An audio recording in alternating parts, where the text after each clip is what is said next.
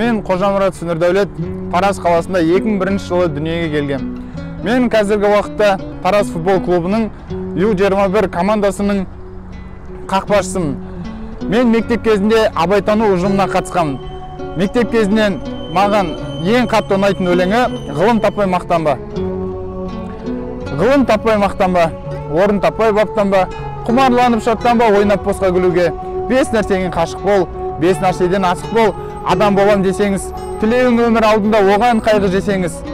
Өтірік, өсек, мақтаншақ, еріншек бекер мал шашпақ, 5 дұшпанды білсеңіз. Талап, еңбек, терең ой, қанағат рахым ойлап қой, 5 асыл білсеңіз. Жамандық көрсең нафратлы, суытып көңіл тисаңыз, жақсылық көрсең ғибратлы, оны ойға жисаңыз. Ғылым болмай немене балалықты тисаңыз, болмасаң да ұқсаппақ бір ғалымды көрсеңіз. Ондай болмақ қайда деп айтпа ғылым сүйсеңіз. Саған ғылым күн берер жанба жатып түсінсеңіз. Дүние де өзі, мал да өзі, ғылымға көңіл бөлсеңіз, білгендердің сөзіне махаббатпен сенсеңіз.